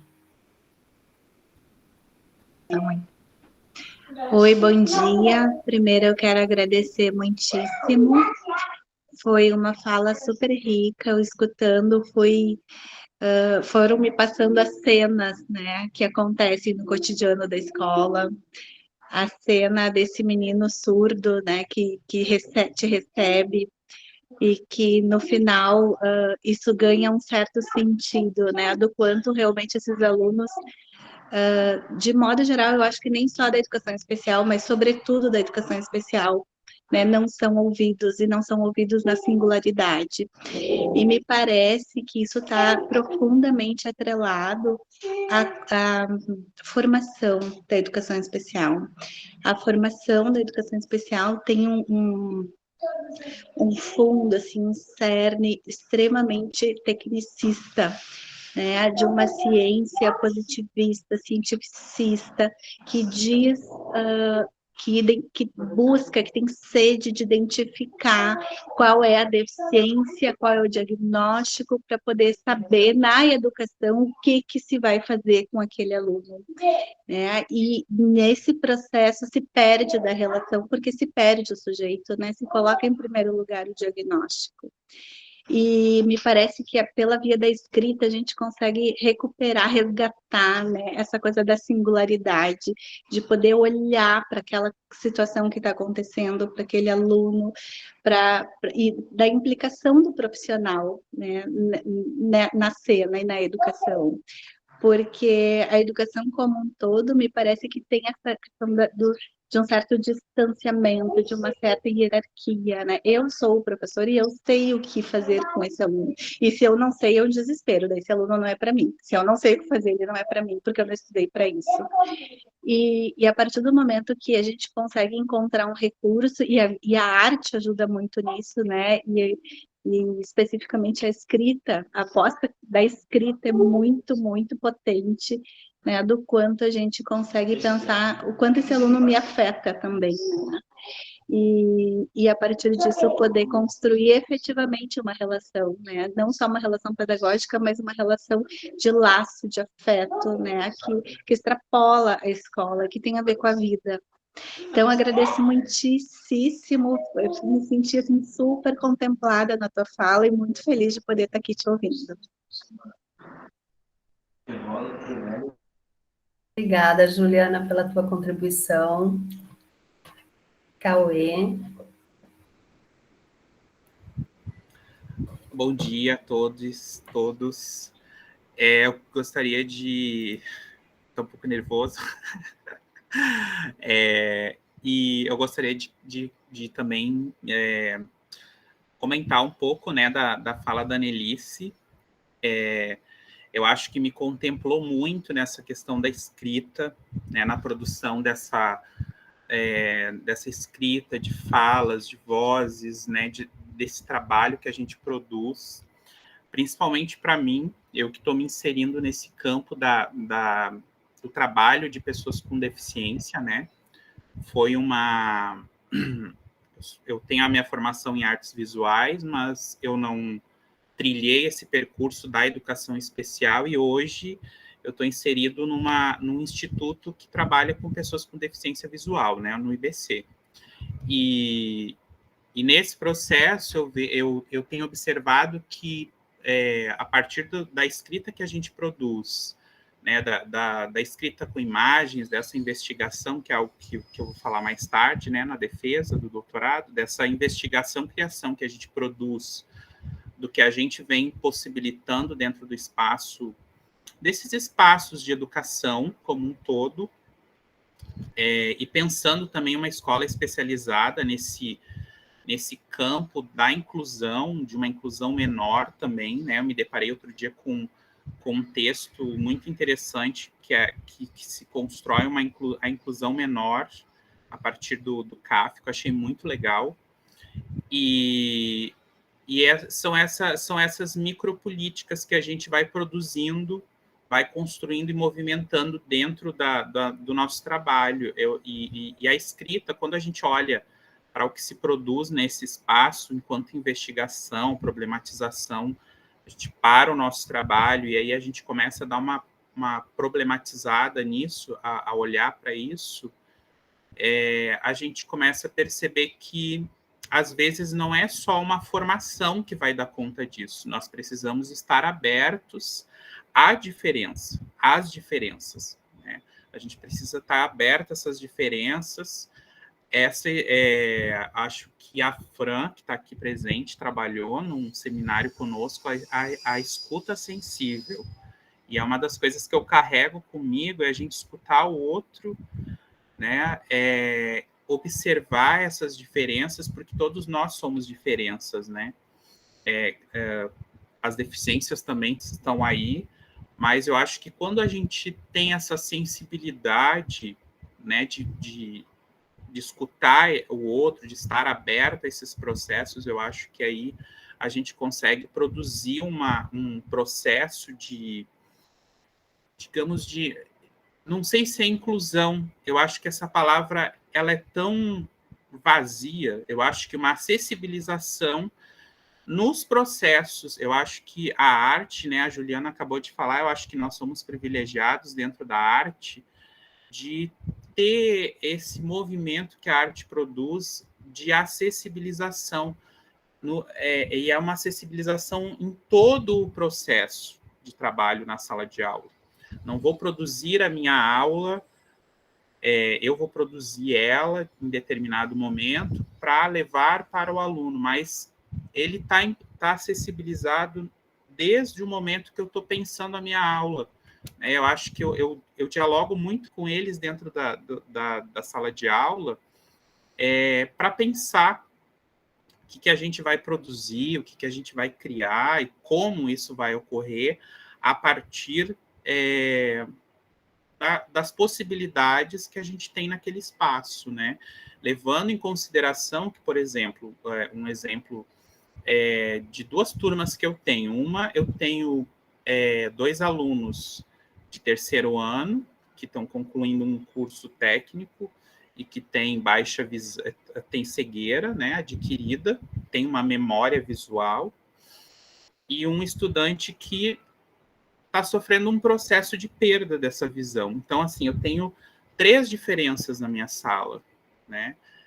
Eu trabalho com eles e aí a gente vai construindo esses processos assim que também são diferentes, né? A criação de cada um deles, quando a gente vai trabalhar lá na serigrafia, quando a gente vai trabalhar os TCCs, a questão das memórias vem, e cada trabalho ele surge de modo diferente, vai produzindo algo a partir daquela bagagem do que eles estão carregando com eles e do que eles têm, né? Vão produzindo ali linhas a partir da vivência que eles têm em sala de aula ou da experiência de vida que eles trazem para esse espaço. E aí eu acredito que essa escrita desses processos, né, a escrita, né, quando eles se colocaram também nesse processo da escrita do TCC, e aí eu trouxe um pouco também da minha tese para falar das memórias, em como isso afeta o trabalho. Parece que criou possibilidade para eles também desenvolverem esse TCC hoje, que eles vão estar defendendo agora em dezembro, e é muito, muito importante esse processo, a escrita da diferença nesse contexto todo, né?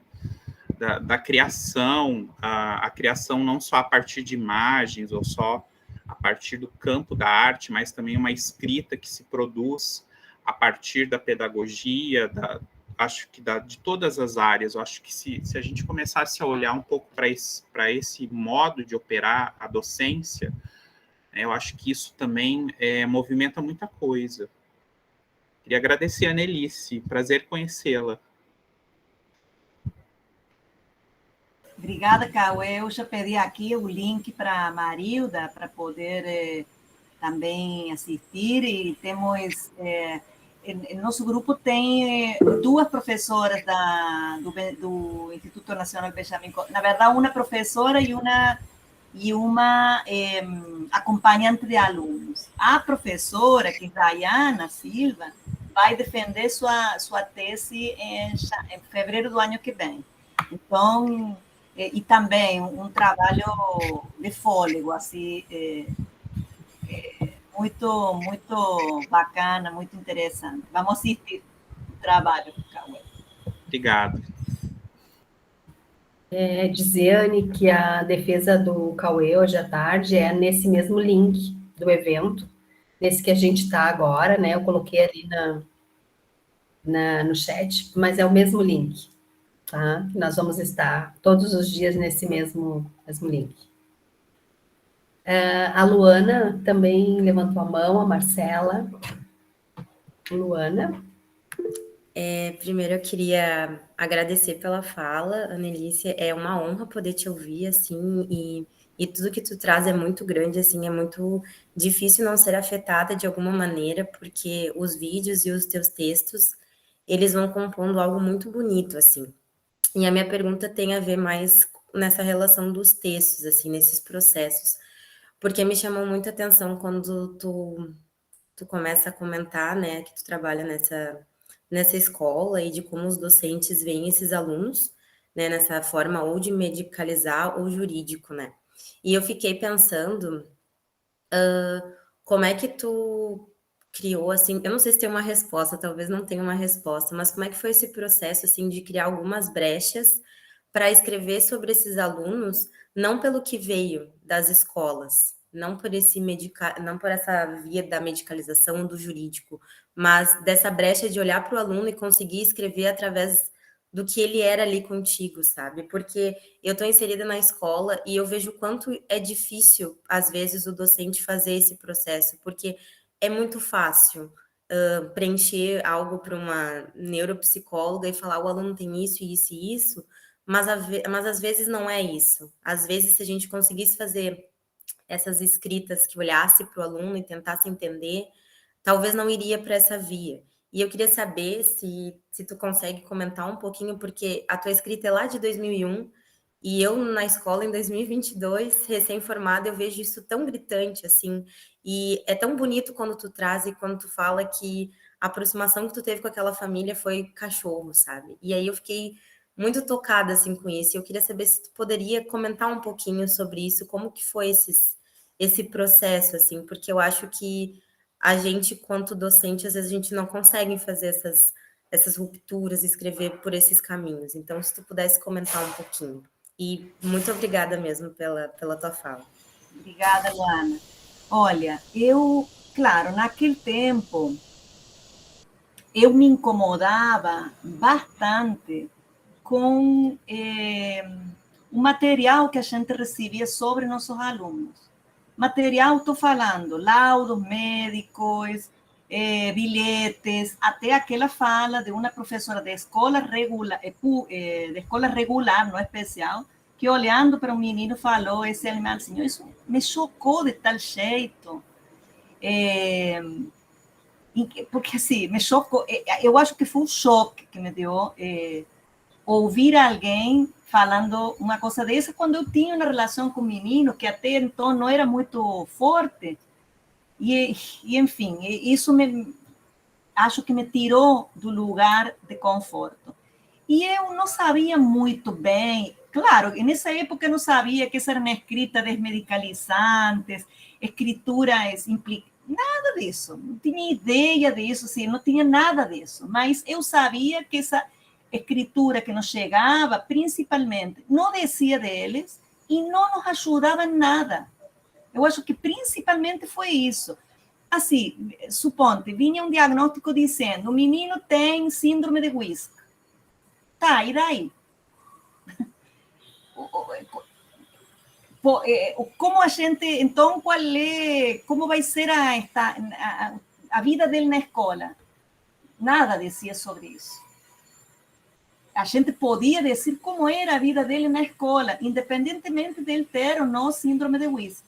Né? Então, incomodada muito com as narrativas que nos chegavam, que agora eu entendo que eram narrativas medicalizantes de vida, eu era psicóloga, então trabalhava numa equipe técnica, e eu tinha chegada com as professoras, que também, por isso foi uma confluência de coisas. A gente se deu muito bem, tínhamos lutas e brigas, porque não era assim harmonioso, estava todo mundo bacana, obviamente que tinha outros, mas tinha um grupo muito grande que defendia essa posição de que não nos ajudava nada, que esse não eram nossos alunos, que nossos estudantes podiam ser narrados de outros jeitos, e nossa diretora também, que apoiava esse movimento, muito assim, intuitivo, né? Então, a gente começou a escrever sobre isso. Muito assim, muito sem intenção, foi muito forte, um movimento muito forte, mas não foi bom, a partir de agora a gente vai fazer isso. Não, foi o cotidiano e as demandas, as linhas de força, como foram se forjando para permitir encorajar, digamos assim, uma narrativa a outra, né? Encorajar uma narrativa a outra, uma defesa das vidas dessas pessoas, e aí tinha que ver também com posicionamentos políticos, porque você tinha narrativas dentro da própria escola, também medicalizantes, preconceituosas, racistas e etc. Então, uma certa posição ética e política ante a vida, e que foi muito bom para nós. Isso é bom no sentido de que criamos uma escola muito mais, diria eu, acolhedora das próprias fragilidades da gente também, daquilo que a gente não sabia fazer, tá? Vamos trabalhar com um menino com síndrome de Wills. Como se trabalha? A gente não sabia. Não sabia, nem ninguém nos explicava. Chegava o diagnóstico, mas não dizia como. Então, a gente foi criando, inventando coisas, né? E registrando.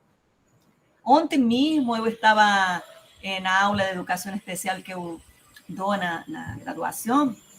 Elas queriam ver, professora, nos mostre como era quando você trabalhava. Porque eu tinha, no ano 96, comprado uma máquina, uma filmadora, e então registrei muitas coisas do cotidiano da escola, e fiz pequenos vídeos. E aí os estudantes adoram ver aquelas coisas, né? E então, mostrava algumas coisas nossas que fomos produzindo naquela época e que depois eu consegui, vamos dizer assim, no mestrado e no doutorado, entender, operar com essas práticas a partir de conceitos. Mas naquele momento a gente ia fazendo muito intuitivamente, eu acho, como uma defesa da vida das pessoas e nossa, como professoras. E depois tem outro ponto, Luana, a educação, as escolas naquele momento, não sei como estão hoje, porque não frequento escola especial muito, eram muito largadas. Então, a gente fazia muito experimento. Isso também é real. Que tem essa dobre coisa, né? Quando o espaço é pouco fiscalizado pelo poder hegemônico, porque não interessa, você tem uma abertura enorme para experimentar. Não acha? A gente, muitas das coisas que eu aprendi com esses meninos, com os meninos, depois eu atualizava. Hoje atualizo na formação de professores aqui na faculdade, mas ninguém se importava muito por se esses meninos aprendiam, não aprendiam. Ninguém está falando poder maior, né? A linha maior. Então, a gente fazia muita coisa bacana, nova, erramos muito, a gente também ousava muito e errava muito, né? Mas a ideia de escrever é porque não nos conformamos com essa narrativa que não contava a vida desses sujeitos, efetivamente. Isso não significava, em nenhum momento, que a gente negava a narrativa oficial. A gente não negava a síndrome de Wills. Nós sim negamos que um estudante fosse só síndrome de Wills. Então, a síndrome de Wills fazia parte da condição de vida, e era interessante a gente saber sobre isso também. Mas não podia ser a única coisa que a gente sabia desse sujeito. Então, eu acho que foi uma conjunção de fatores e muito em cima de nossa necessidade de contar de outro jeito, porque não dava jeito. Não tinha a ver com a gente, né? Acho que foi um pouco isso.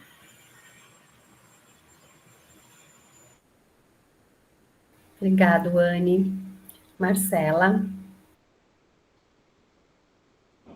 Oi, bom dia, professoras. Bom dia, colegas. Ai, tô nervosa. Professora Nelise, gostei muito da tua fala. Eu não consegui formular uma questão assim para te perguntar, sabe? Porque ainda tua fala tá mexendo comigo, assim. São muitas coisas que me afetaram na tua fala, assim, que me fazem pensar na minha própria pesquisa agora no projeto, né, de pesquisa do doutorado. Eu faço parte do grupo, sou orientada da professora Marilda. Estava pensando, gostei muito das ideias assim de que os grupos que se dedicam a estudar, né, as filosofias da diferença, foi falado também do grupo da professora Sônia, que é a Travessia, já participei, foi lá que te conheci, professora Nelise, vi uma fala tua naquele grupo. Eu acho que a união desses grupos é algo que é muito bom, assim, e se chegar a acontecer um evento como tu estavas falando com o professor César Leite, eu acho que vai ser muito bom, assim, para a gente. E aí, até pensando sobre o título, né? Enredar, desmedicalizar e escrever a vida na universidade. Pensando nessa experiência que tu comentou, uma imagem que ficou na minha cabeça foi da cadelinha, né? Que andava com as tetas arrastando. Eu já vi um cachorro assim, e E isso era uma memória que foi atualizada agora na minha cabeça. Faz muito tempo que eu não vejo um cachorro assim, mas realmente ainda está borbulhando a tua fala, sabe? E pensando nessa questão, né, de que tu viveu na escola, assim como a Luana comentou, né, que é algo, um texto muito, um texto antigo, digamos assim, e que ainda assim, hoje, tantos anos se passaram, a gente vive isso. Aí eu estava pensando que muito disso se estendeu também para a universidade. Eu, como aluna de pós-graduação, e, enfim, todo esse tempo que estou na pós-graduação, também penso muito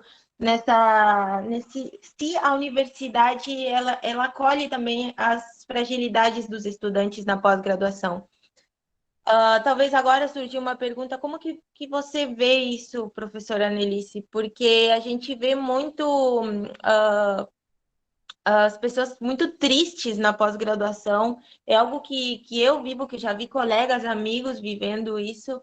E, claro, tem tudo a ver também com a questão econômica do país, tem vários fatores, né? E muitas vezes eu penso assim, ainda bem, vou fazer uma defesa ao que eu estudo, né? Porque ainda bem que eu estudo as filosofias da diferença, porque me dão um respiro dentro desse lugar que tanto quer padronizar, que tanto quer. Vou fazer uma citação da Sueli Ronick, cafetinar minha potência de vida. Porque me sinto presa muitas vezes, mas muitas vezes quando a gente tem acesso a esses outros textos mais abertos, a esses outros métodos, metodologias de pensar a educação, de pensar a vida, e não fazer essa separação, é um respiro.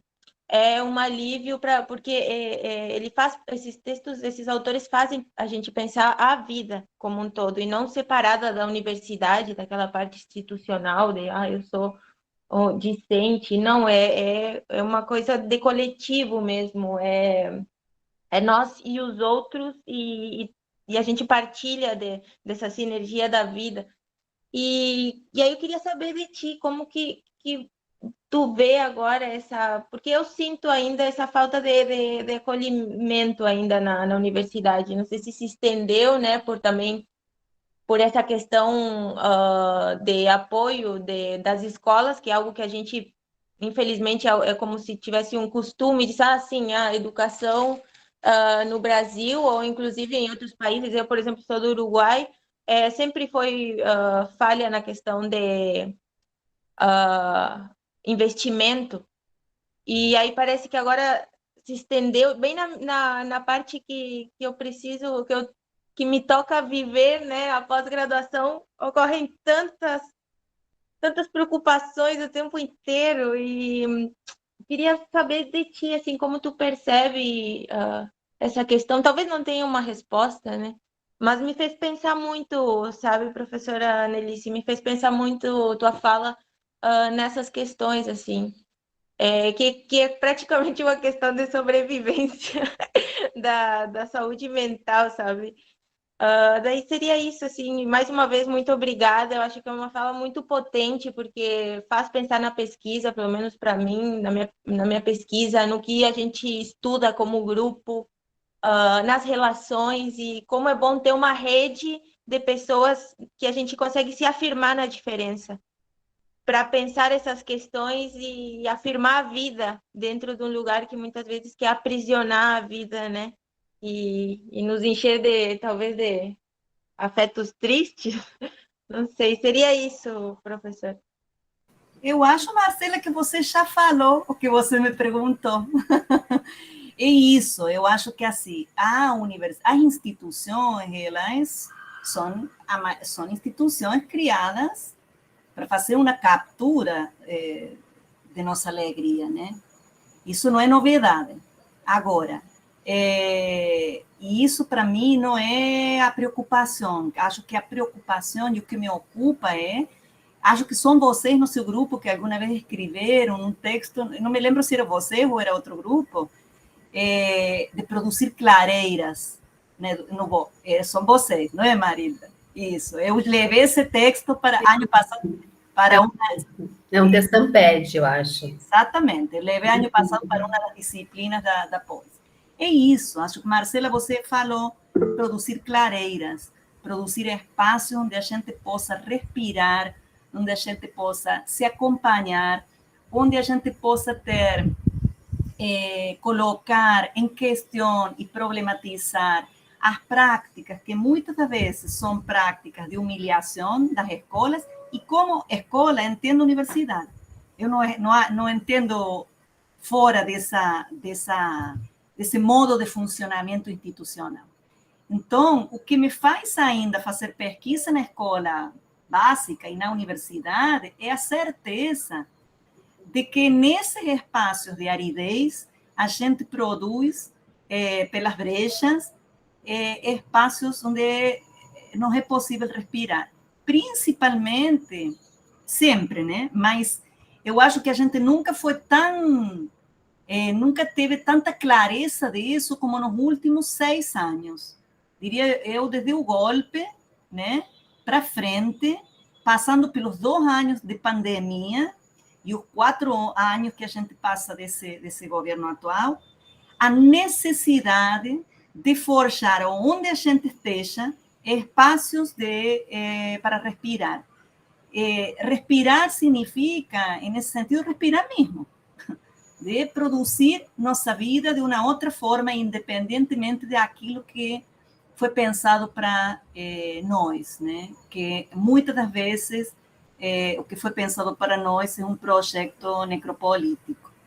Então, Marcela, acho que a gente pode apostar, deve continuar apostando nisso, tendo uma escuta atenta para nossas fragilidades, diria eu, muito mais que uma escuta atenta para fragilidades, reconhecendo a fragilidade como condição de vida.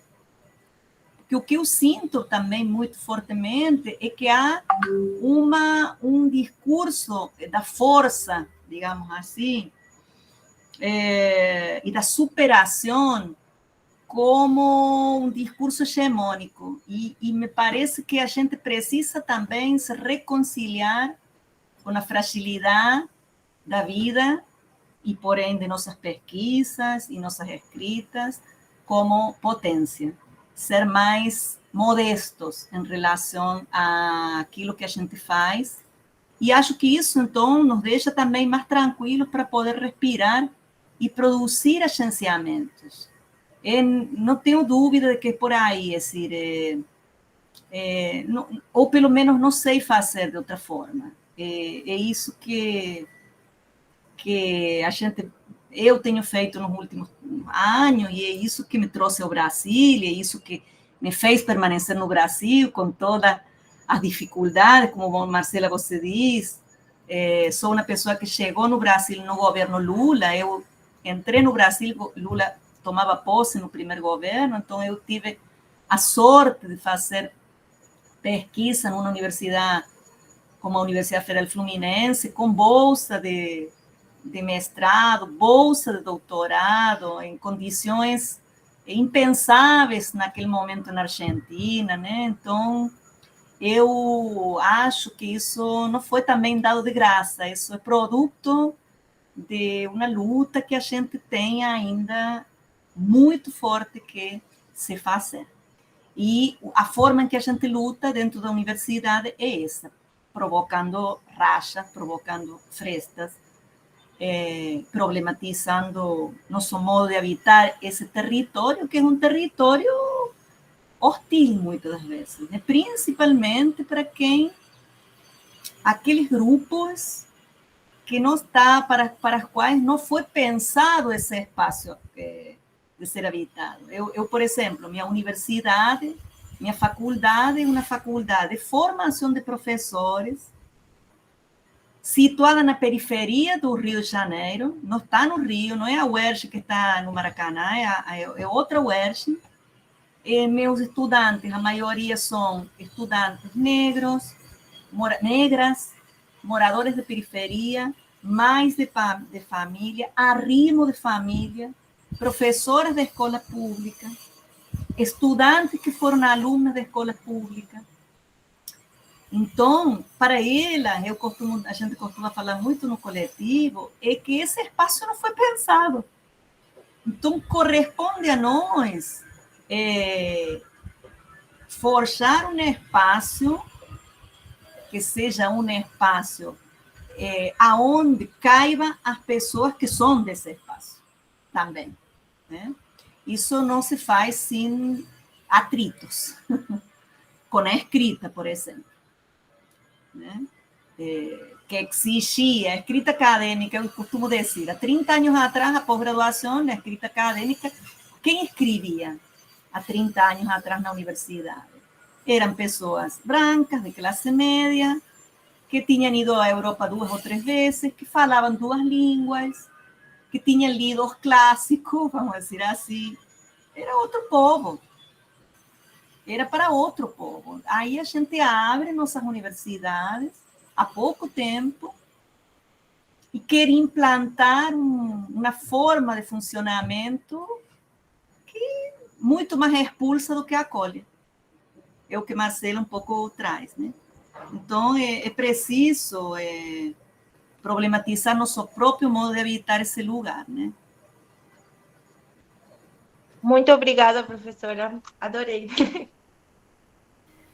Vou passar, então, a última problematização com a Andressa, depois da fala da professora Anne, a gente encerra, né, para tentarmos concluir até o meio-dia.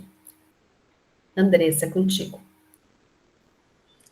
Bom dia, agradeço muito a tua fala, muito bom te ouvir. E eu queria fazer mais um comentário, na verdade, sobre isso que tu fala, né, que não é denegar essa condição, mas de não se limitar a isso, porque essas crianças, né, elas são muitas outras coisas, e eu penso que nesse retorno, assim, pós-pandemia, na escola, que é o lugar, assim, de onde eu percebo isso, a gente tem se prendido muito aos diagnósticos e como uma necessidade, às vezes, de ter esse diagnóstico para poder trabalhar com essa criança. E acaba que a gente vai colocando nessas crianças em caixinhas, como se ela fosse isso e ela não pudesse ser nenhuma outra coisa, né? Ou que todas essas crianças fossem iguais. Então, se tu pudesse falar um pouco mais sobre isso, sobre as tuas vivências e de como a gente produzir fissuras mesmo numa escola que acaba sempre querendo rotular e colocar essas crianças em lugares definidos, assim. Acho que é isso, Andressa, você contou alguma coisa que, claro, na pandemia isso tudo ficou, as condições de desigualdade ficaram muito exacerbadas, muito evidentes, diria eu, não? Muito evidentes, desde o ponto de vista material, né? Então, a gente não conseguia mais olhar para um lado e dizer que não via. Mas eu penso que pode ser ensaiada uma outra narrativa desses sujeitos. Às vezes eu fico pensando, não pode sair do esquema do diagnóstico, que é necessário. O que acontece é que a gente pode chamar de diagnóstico também a crônica que eu fiz sobre o menino. O que a gente chama de diagnóstico? Podemos chamar de diagnóstico essa narrativa. Um diagnóstico é uma narrativa que permite operar na relação, né? Então, pode ser um diagnóstico, eu acabo muitas vezes falando para meus estudantes também, que seja um diagnóstico funcional. Não gosto muito da palavra, mas tudo bem, uso porque didaticamente ela funciona. Funcional, o que significa? Conta como funciona o menino. E quando você conta como funciona o menino na relação com você, tente contar aquilo que esse menino na relação com você faz. Uma coisa é você dizer, por exemplo, a Andressa não faz os números del 15 ao 20. Né? E outra coisa é você dizer, a Andressa numera até 15. Aparentemente é o mesmo, mas não é a mesma coisa. A força expressiva dessa palavra a marca está sobre aquilo que falta, aquilo que é errado, aquilo que está torto, aquilo que é anormal. E a outra narrativa, ela opera, não diria reconhecendo, mas afirmando aquela condição de potência desse sujeito. Ele faz isso. Ele funciona. Esse menino, então, E como isso, acho que fazer esse exercício de escrita desde um outro lugar que não seja apenas a constatação daquilo que não está bem, daquilo que falta, daquilo que falha, é um passo primeiro. E depois também começar a problematizar o que a gente entende como diagnóstico. Eu acho que depois, talvez, podemos, em outra ocasião, esse grupo que trabalha com educação especial, conversar um pouquinho mais, porque a gente, naquela escola, também ensaiou outras formas de fazer diagnóstico, digamos assim, que eram muito bacanas e fora desse campo da medicalização. Então, meu contato está com Marilda, eu estou aí para conversar com quem mais trabalha nessa área, né? Porque também existem, podemos pensar e inventar outras formas de diagnosticar, que não necessariamente aquela coisa que se reconhece como diagnóstico desde o ponto de vista hegemônico, digamos assim, né? Obrigada, Anne.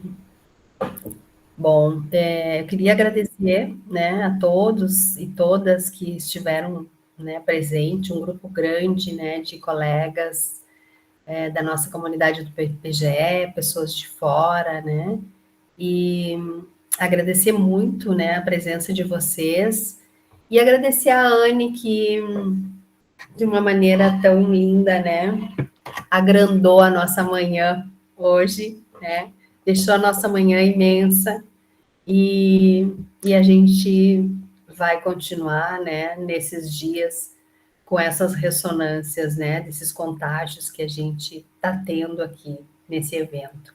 Então, Anne, vamos tentar, sim, em outros momentos, pensar alguma coisa enquanto coletivos, né, por que não? Nós temos muita gente aí e acho que a gente se torna mais forte quando a gente anda em bando, né?